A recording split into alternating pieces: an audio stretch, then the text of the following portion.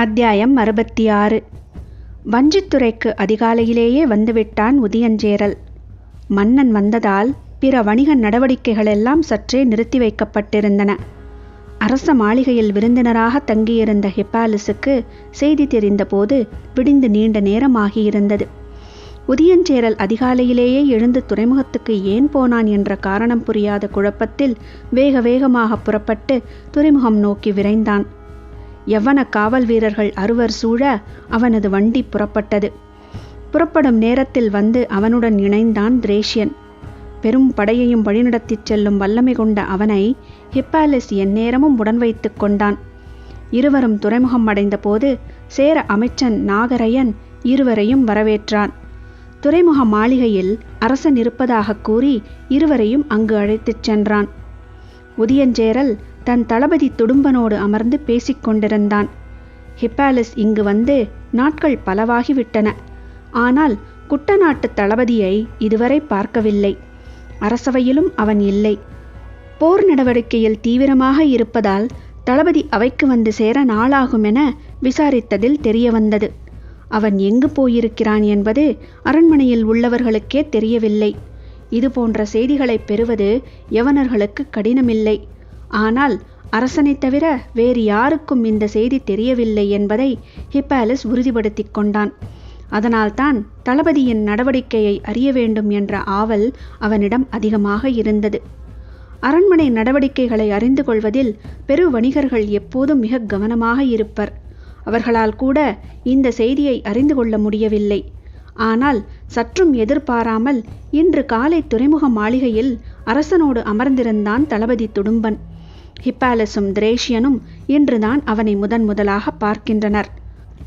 முதல் தோற்றத்திலேயே அவன்தான் குட்டநாட்டு தளபதி என்பதை அவர்களால் ஊகிக்க முடிந்தது. திரேஷியன் போல மிக உயரமான உருண்டு திரண்ட உடலமைப்போடு இருந்தான் துடும்பன். யவன விருந்தினரை எழுந்து வணங்கினான். ஹிப்பாலிஸ் மன்னனுக்கு முகமன் கூறி இருக்கையில் அமர்ந்தான். அதிகாலையிலேயே வந்துவிட்டீர்களா மன்னா என்று பேச்சைத் தொடங்கினான் ஹிப்பாலிஸ். ஆம், கப்பல்கள் வந்துவிட்ட செய்தி கிடைத்ததும் புறப்பட்டு வந்தேன். என்ன கப்பல், எங்கிருந்து வந்துள்ளது என்று எந்த விளக்கமும் இல்லாமலிருந்தது உதியஞ்சேரலின் கூற்று. சற்று அமைதிக்குப் பிறகு ஹிப்பாலிஸை அழைத்து கொண்டு மாளிகையின் பின்புற படிக்கட்டின் வழியாக மேல் மாடத்துக்கு நடந்தான் உதியஞ்சேரல். துடும்பனும் திரேஷியனும் கீழேயே இருந்தனர். துறைமுகத்தில் வரிசை கொண்டு நிற்கும் கப்பல்களை மேல் மாடத்திலிருந்து பார்த்தனர் இருவரும். துறைமுகம் எங்கும் படை வீரர்களின் எண்ணிக்கை மிக அதிகமாக இருப்பதையும் புதிதாக நிறைய கப்பல்கள் வந்துள்ளதையும் பார்த்தபடி ஹிப்பாலிஸ் நின்று கொண்டிருந்தான். நான் நீண்ட காலம் எதிர்பார்த்து காத்திருந்தது இன்று வந்து சேர்ந்துள்ளது என்றான் உதியஞ்சேரல். உங்களின் முகத்தில் தெரியும் மகிழ்ச்சியே அதை உணர்த்துகிறது என்றான் ஹிப்பாலிஸ். சாலமலையை கடந்தே பரம்பின் எல்லைக்குள் நம்மால் நுழைய முடியும். படைகள் எளிமையாக நுழையக்கூடிய வாகான பகுதிகள் 3 இடங்களில் இருக்கின்றன. அவற்றின் வழியே உள்நுழைவதற்குத்தான் இதுவரை முயன்றுள்ளோம். அவ்வாறு முயலும் போதெல்லாம் எளிய வழியிலிருந்து அடற்காட்டு வழியே நம்மை உள்ளிழுத்து தாக்கும் திட்டத்தை நிறைவேற்றுவான் பாரி. இந்த முறை நமது திட்டமே அடற்காட்டு வழியே உள்நுழைவதுதான் என்று நான் முடிவு செய்துள்ளேன். அதற்கான ஏற்பாடுகள் முடிவுறுவதற்காகத்தான் நான் காத்திருந்தேன் என்று சொல்லியபடியே மாடத்திலிருந்து கீழிறங்கி துறைமுகம் நோக்கி நடந்தான் உதியஞ்சேரல். அவனை பின்தொடர்ந்தான் ஹிப்பாலிஸ். வந்து நிற்கும் புதிய கப்பல்களிலிருந்து பொருட்களை இறக்குவதற்கான ஆயத்த வேலைகள் தீவிரமாகிக் கொண்டிருந்தன. எண்ணற்ற படை வீரர்கள் வரிசையாக வந்து நின்ற வண்ணம் இருந்தனர். இவர்கள் என்ன பொருட்களை இறக்கப் போகிறார்கள் என தெரியாத குழப்பத்தில் இங்கும் அங்கும் பார்த்தபடி நடந்து கொண்டிருந்தான் ஹிப்பாலிஸ். இதை தாண்டி அருகில் செல்ல வேண்டாம் என்று மன்னருக்குச் சொல்வதற்காக குறிப்பிட்ட இடத்தில் நின்று கொண்டிருந்தான் துடும்பன். அந்த இடம் வந்ததும் உதியஞ்சேரல் நின்றான். உடன் வந்த ஹிப்பாலிஸும் மன்னனோடு சேர்ந்து நின்று கொண்டான். காலை நேர கடல் காற்று சற்று அதிகமாகவே வீசியது. அலைகள் விடாது வந்து கரை மோதி ஓசை எழுப்பிக் கொண்டிருந்தன. படை வீரர்கள் மிகவும் பரபரப்பாக இயங்கிக் கொண்டிருந்தனர். அப்படி என்னதான் கொண்டு வந்திருக்கிறார்கள் என்று ஹிப்பாலிஸ் ஆவலோடு கலங்களை பார்த்து கொண்டிருந்தான். திடீரென ஊளையிடும் ஓசை கேட்டது. எங்கிருந்து இந்த ஓசை வருகிறது என அவன் சிந்திப்பதற்குள் 1, 2, 3 என்று எண்ணற்ற ஓசைகள் ஒன்றுடன் ஒன்று இணைந்து பேரோசையாக மாறி கரையில் நிற்பவர்களை நடுங்கச் செய்தன. உதியஞ்சேரல் ஒரு கணம் மிரண்டு நின்றான். ஹிப்பாலிஸுக்கு ஏற்பட்ட அதிர்ச்சி அளவிட முடியாததாக இருந்தது. அந்த கப்பலுக்குள் என்னதான் இருக்கிறது? அலையை மிஞ்சும் பேரோசை நம்மை நிலைகுலைய வைக்கிறது என்றான். ஏற்பட்ட அதிர்ச்சியை கடந்து மகிழ்ச்சியை வெளிக்காட்டத் தொடங்கினான் உதியஞ்சேரல். இதை கொண்டு வரத்தான் இவ்வளவு காலமானது. கடைசியாக கொண்டு வந்து சேர்த்து விட்டான் என் தளபதி என்று பாராட்டினான். தோள் தட்டி பாராட்டு பெறும் துடியனின் பக்கம் திரும்ப ஹிப்பாலிஸ் முயன்றான். ஆனால் அவனுடைய கண்களோ கப்பலை விட்டு அசையவில்லை. அங்கு தீவிரமான வேலை ஏதோ நடந்து கொண்டிருக்கிறது. கப்பலின் அடித்தளத்திலிருந்து பெரும் மரச்சட்டங்களின் வழியிலான நார்சதுர கூடுகளை இரும்பு கம்பிகளால் கட்டி மேலேற்றிக் கொண்டிருந்தனர். ஊளையின் ஓசை பெருகியபடியே இருந்தது. அதைவிட பெரும் குரலில் பேசினான் உதியஞ்சேரல். இந்த கப்பல் எங்கிருந்து வந்துள்ளது தெரியுமா? தெரியாது என்று ஹிப்பாலிஸ் தலையை மறுத்து ஆட்டினான். நக்கவார தீவிலிருந்து. அதிர்ந்தான் ஹிப்பாலிஸ். அந்த தீவுக்குள் மனித கறி தின்னும் மனிதர்கள் மட்டுமே இருப்பதாகத்தானே கேள்விப்பட்டுள்ளேன். அங்கு எப்படி? அந்த தீவு மிகவும் நீளமானது. அதன் கீழ்ப்புறம் மனிதக்கறி தின்னும் மனிதர்கள் உள்ளனர். மேல்புறம் இன்னொரு மனித கூட்டம் உள்ளது. அவர்களுடன் தான் நாம் உறவை உருவாக்கியுள்ளோம். மரச்சட்டத்தாலான பெரும் கூண்டு ஒன்றை கப்பலின் மேல் தளத்திலிருந்து கரைக்கு கொண்டு வர முயற்சி நடந்தது. அடித்தொண்டையை கிழித்து கொண்டு அவை வெளிப்படுத்திய பேரோசை வீரர்களை அஞ்சி நடுங்க வைத்தது. ஆனால் அந்த மரச்சட்டங்களை கொண்டு வந்த அந்த தீவுவாசிகள் அந்த ஓசையை பொருட்படுத்தவே இல்லை. கழுத்தை மேலும் உயர்த்தியபடி பார்த்து கொண்டிருந்த ஹிப்பாலிஸின் கண்களுக்கு எதுவும் புலப்படவில்லை.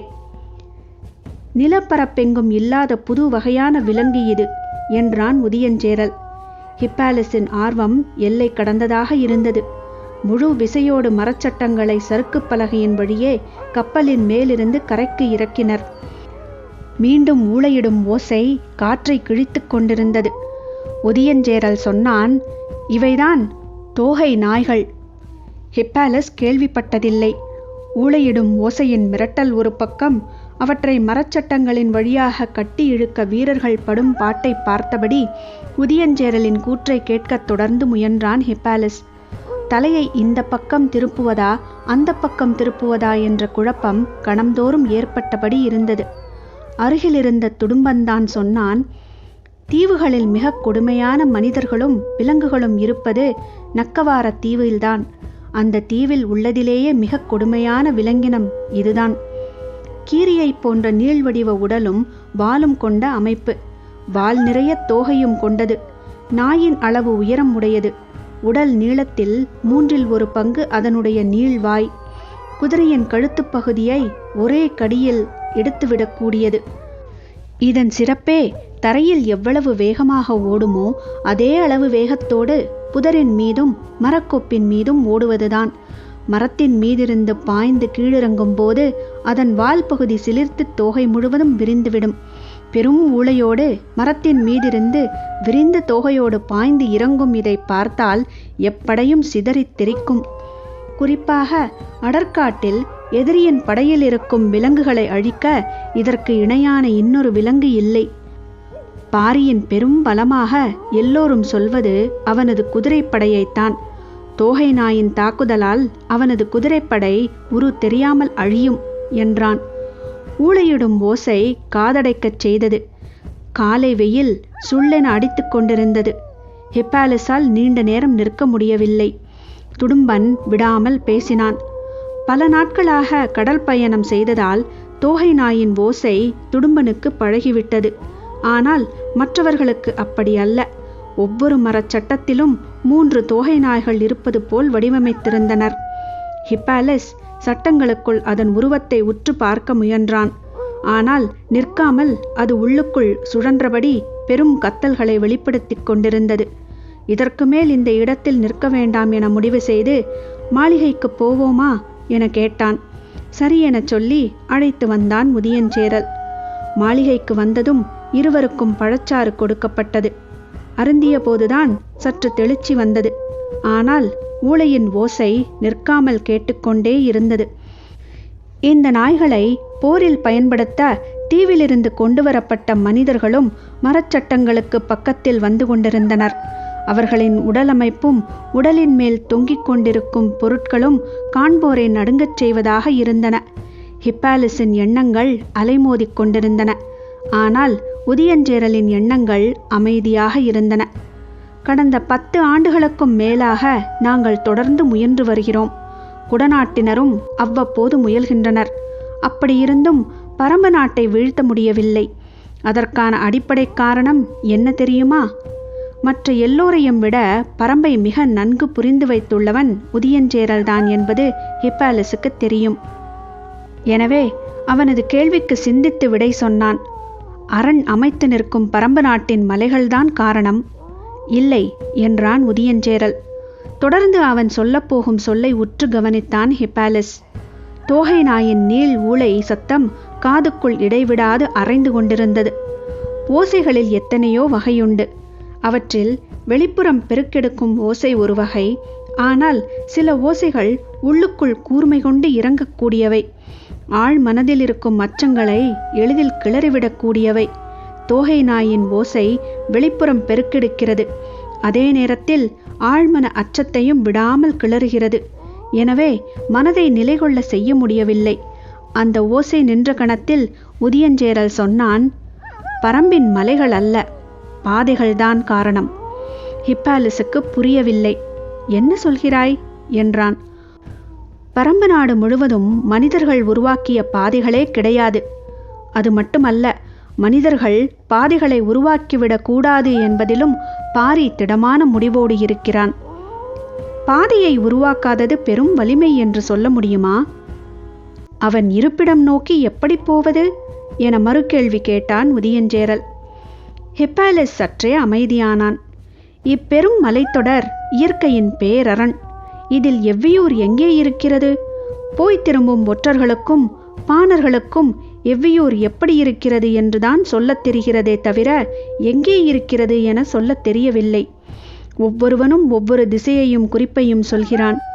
ஒன்று போல் சொன்ன 2 ஒற்றர்களை இதுவரை நான் காணவில்லை. ஹிப்பாலிஸ் மலைத்து போய் கேட்டுக்கொண்டிருந்தான். நாம் மலைகளுக்குள் படை நடத்தி போவதெல்லாம் தோராயமான கணிப்பில்தான் என்று உதியஞ்சேரல் சொல்லிக் கொண்டிருக்கும் போதே ஹிப்பாலிஸ் கேட்டான், அப்படியென்றால் பரம்பு மலைத்தொடர் முழுவதும் பாதைகளே இல்லையா? உண்டு, விலங்குகள் உருவாக்கிய பாதைகள் உண்டு. அதை பயன்படுத்தி முன்னேற முடியாதா? வலது கையை நீட்டியவுடன் இன்னொரு குவளை பழச்சாறு கொடுக்கப்பட்டது. அதை வாங்கி அருந்தியபடியே உதியஞ்சேரல் சொன்னான், காடுகளில் பாதைகளை விலங்குகளே உருவாக்குகின்றன. அதிலும் குறிப்பாக யானைகள்தான் பெரும்பாலான பாதைகளை உருவாக்கக்கூடியவை. வேறு சில விலங்குகளும் பாதைகளை உருவாக்குகின்றன. ஹிப்பாலிஸ் 2ஆம் குவளை பழச்சாற்றில் பாதி குடித்தபடி அவசரமாக கேட்டான், யானைப்பாதையை மனிதர்களால் பயன்படுத்த முடியுமல்லவா? முடியும். காட்டு வழிகளில் அமைந்துள்ள பாதைகள் எல்லாம் விலங்குகள் உருவாக்கிய பாதைகள்தான். அதன் பிறகு மனிதர்கள் தமது தேவைக்காக அதை விரிவுபடுத்தி அமைத்துக் கொள்கின்றனர். ஆனால் பரம்பில் அந்த வேலை எதுவும் நடக்கவில்லை.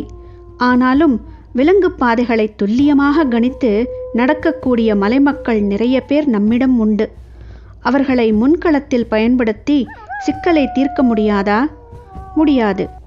ஏன் என்று வேகமாக கேட்டான் ஹிப்பாலிஸ். சற்றே நக்கலான சிரிப்போடு உதியஞ்சேரல் சொன்னான், விலங்குகளின் பாதைகளெல்லாம் எவ்வியூருக்கா போய் சேர்கின்றன? பாரி காட்டு மனிதர்களின் கூட்டத்துக்குத்தான் தலைவன், காட்டு விலங்குகளுக்கு அல்லவே. அதிர்ந்து பார்த்தான் ஹிப்பாலிஸ். குடித்து முடித்த குவளையை கீழே வைத்தபடி உதியஞ்சேரல் சொன்னான், விலங்குகளின் எல்லா பாதைகளும் இறுதியாக போய் முடிவது ஏதோ ஒரு நீர்நிலையில்தான்.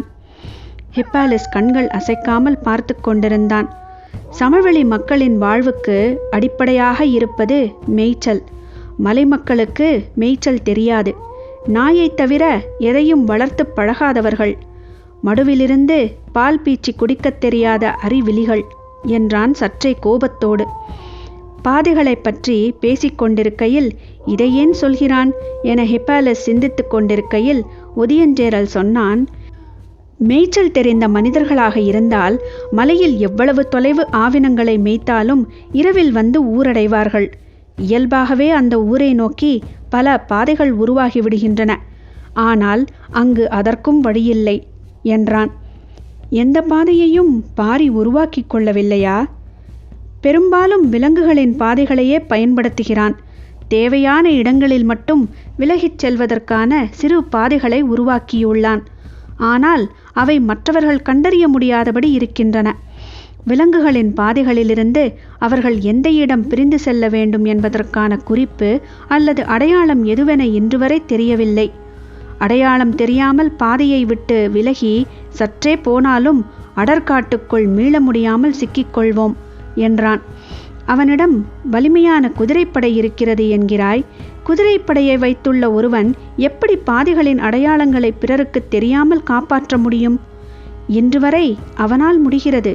நான் அறிந்தவரை பரம்பில் குறிப்பிட்ட சிலருக்கு மட்டுமே அந்த பாதை பற்றிய குறிப்பு தெரியும் என்று கருதுகிறேன். இது படை நடத்துவதற்கான அடிப்படையான சிக்கல். இதற்கு வழிவகை தெரியாமல் போர் தொடுக்க முடியாதே. ஆம் என்று மகிழ்வோடு சொன்ன உதியஞ்சேரல், இதற்கு வழிவகை தெரிந்ததால்தான் இப்போது போர் தொடுப்பதற்கான முயற்சியை தீவிரப்படுத்துகிறேன். சற்றும் எதிர்பாராத பதிலாக இருந்தது. ஆர்வத்தோடு ஹிப்பாலஸ் கேட்டான், இந்த சிக்கலுக்கு என்ன வழிவகை கண்டாய்? பெரும் ஊளையோசை மீண்டும் கேட்டது. அடுத்த கப்பலிலிருந்து மரச்சட்டங்களை இறக்கத் தொடங்கிவிட்டனர் என்பது தெரிந்தது. ஆனால் முன்பை விட இந்த ஓசை இன்னும் கூர்மையாக காதின் உள்மடிப்புகளில் போய் குத்துவதாக இருந்தது. ஹிப்பாலஸ் தனது விரல்களால் காது துளையை அடைப்பதற்காக கைகளை கொண்டு சென்றபோது ஓசையோடு சேர்ந்து உதியஞ்சேரல் பீரிட்டான். தோகை நாய்கள்! ஆமாம், தோகை நாய்கள்தான் கத்துகின்றன. இதை ஏன் மீண்டும் சொல்கிறான் என்று ஹிப்பாலஸ் எண்ணிய போது கேள்விக்கான விடையாக இதைச் சொல்கிறான் என்பது புரிந்தது. ஆத்திரம் கலந்த ஆர்வத்தோடு முன்பல்லை கடித்துக்கொண்டே உதியஞ்சேரல் சொன்னான், முன்கள தோகை நாயை பரம்பின் குதிரைப்படையின் மீது ஏவிவிட்டால் அது குதிரைகளின் குரல் வளையை அறுத்தெறியும். இது என்ன வகை விலங்கு? இதை எப்படி வீழ்த்துவது என தெரியாத குழப்பத்தில் குதிரைப்படையின் வேகம் கட்டுப்படுத்தப்பட்டு பின்வாங்கத் தொடங்குவார்கள் எதிரிகள். திரும்பிச் செல்லும் குதிரைகளை பின்தொடர்ந்து கடைசி வரை போகக்கூடியது தோகை நாய். அடர்காட்டுக்குள் மறைந்தபடி தொடரும் தோகை நாயை எளிதில் அவர்களால் வீழ்த்திவிட முடியாது. குதிரைப்படைகள் போய்ச் சேரும் கடைசி எல்லை வரை ஒரு தோகை நாய் போய்ச் சேர்ந்தால் போதும். கைவசம் இருக்கும் மீத தோகை நாய்கள் அதன் வாசனை பிடித்தே எந்த எல்லைக்கும் போய்விடக்கூடியவை. குதிரைப்படையின் அழிவும் எவ்வியூர் நோக்கிய வழியும் ஒருங்கே நமக்கு கிடைக்க உள்ளன. இந்த புதிய விலங்கின் எதிர்பாராத தாக்குதல் எதிர்களை நிலைகுலையச் செய்துவிடும். அவர்களின் தாக்குதலால் தோகை நாய்கள் சில மரணிக்கலாம். ஆனால் அவர்களின் குதிரைகளை முழுமுற்றாக இவற்றால் அழிக்க முடியும். இவற்றின் வேட்டை எதையும் மிச்சம் வைக்காது. ஹிப்பாலஸ் வியந்தபடி கேட்டுக்கொண்டிருந்தான். தோகை நாயின் ஓசையை விட ஆழத்தில் இறங்கிக் கொண்டிருந்தது உதியஞ்சேரலின் குரல், அவனது நுட்பமான திட்டமிடுதல். ஹிப்பாலஸ் திகப்பிலிருந்து மீள முடியாமல் இருந்தான். மாலை அரண்மனைக்கு வாருங்கள், எனது முழு திட்டத்தையும் விளக்குகிறேன் என்று சொல்லி விடைபெற்றான் உதியஞ்சேரல். துறைமுகத்திலிருந்து வஞ்சிமாநகரின் விருந்தினர் மாளிகைக்குள் நுழைந்தான் ஹிப்பாலஸ். பகல் உணவு ஆயத்தமாக இருந்தது. ஆனால் அவனது எண்ணங்கள் உதியஞ்சேரலின் தீர்மானமான குரலிலிருந்து விடுபட முடியாதபடி இருந்தன. நீண்ட நேரம் கழித்துதான் உணவருந்த வந்தான். அவனது வருகைக்காக திரேஷியன், எப்பிரஸ், கால்பா, பிலிப் ஆகிய 4வரும் காத்திருந்தனர். உணவு மேசையிலும் அவனது வியப்பின் குரல் தொடர்ந்தது. உணவருந்திவிட்டு மீண்டும் பேசினான். பாண்டியனின் செல்வச் செழிப்பையும் படையின் வலிமையையும் ஒப்பிட்டால் சேரனின் வலிமை சிறியதுதான். ஆனால் பரம்பை கைப்பற்றும் திட்டத்தில் சேரன் பெற்றிருக்கும் பட்டறிவும் அவனது அறிவு நுட்பமும் பெரும் வியப்பில் ஆழ்த்துகின்றன. பாண்டிய பெரும்படை கீழ்த்திசையிலிருந்து முன்னேறும்போது சேர அரசர்கள் இருவரும் ஒருங்கிணைந்து தாக்குதல் திட்டத்தை முன்னெடுத்தால் பரம்பின் அரசனால் சில நாட்களுக்கு கூட தாக்கு பிடிக்க முடியாது என்றே கருதுகிறேன் என்றான் ஹிப்பாலஸ். எப்பிரஸ் பேசத் தொடங்கினான்.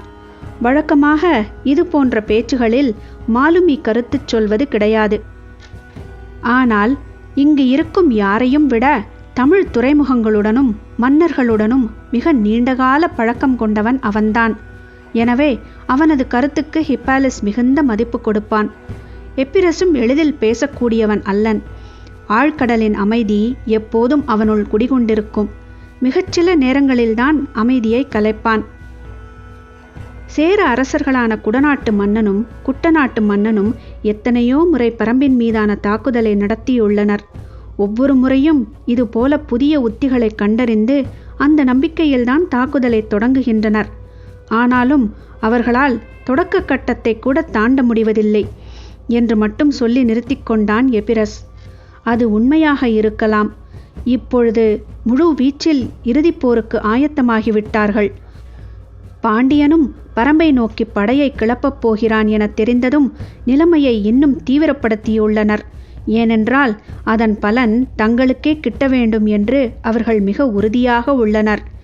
இந்த படையெடுப்பை பற்றி முழுமையாக விளக்கத்தான் இன்றிரவு என்னை அழைத்துள்ளான் என்றான் ஹிப்பாலஸ். அவர்கள் தொடர்ந்து பேசியபடி இருந்தனர். இரவு கவியத் தொடங்கியது. அரண்மனையின் அழைப்புக்காக ஆவலோடு காத்திருந்தான் ஹிப்பாலஸ். அதுவரை அவனோடு பேசிக்கொண்டிருந்தனர் மற்ற நால்வரும். பொழுது நீண்டு கொண்டே போனது. அழைப்பேதும் வரவில்லை. காரணமும் புரியவில்லை. ஆனாலும் காத்திருந்தான். மிகுந்த உற்சாகத்தோடு உதியஞ்சேரல் சொல்லிச் சென்றானே, பிறகு ஏன் இன்னும் அழைக்காமல் இருக்கிறான் என்று சிந்தித்தபடி இருந்தான் ஹிப்பாலஸ். முன்னிரவு முடியும் நேரம் நெருங்கிவிட்டது. இனி அழைப்பு வர வாய்ப்பில்லை என தெரிந்து தூங்கச் சென்றனர். ஹிப்பாலஸால் தூங்க முடியவில்லை. உதியஞ்சேரல் சொன்ன செய்திகள் பலவும் நினைவில் வந்து கொண்டே இருந்தன. தோகை நாய்களின் ஊளையை உதியஞ்சேரலின் குரல் விஞ்சியதை அவன் மனதுக்குள் மீட்டியபடியே இருந்தான். ஆனாலும் அவனது நினைவு பரப்பு எங்கும் தேவாங்கின் முகமே பரவியிருந்தது. பெரும் கடலுக்கு நடுவே நாவாய்களுக்கு திசை காட்டி அழைத்துச் செல்லும் அதன் ஆற்றல் அவனை இடைவிடாது தூண்டிக்கொண்டே இருந்தது.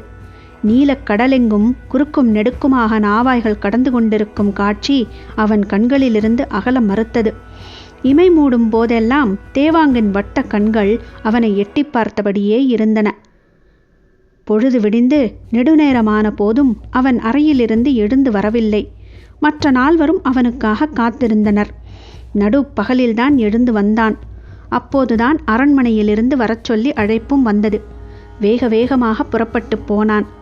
அரசவைக்குள் நுழையும் வரை உடன் வந்த திரேஷியன் அவனுக்காக எல்லையறிந்து நின்று கொண்டான்.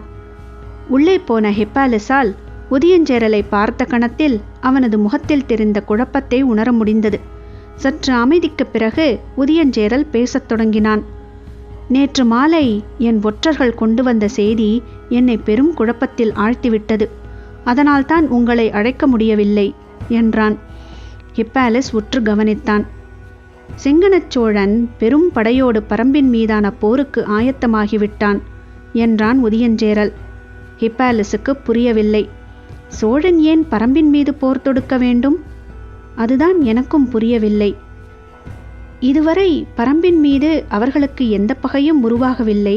அப்படி இருக்க அவன் ஏன் இவ்வளவு பெரிய ஏற்பாடுகளை செய்து கொண்டிருக்கிறான் என்று கூறிய உதியஞ்சேரல் சற்றே அமைதிக்குப் பிறகு சொன்னான்.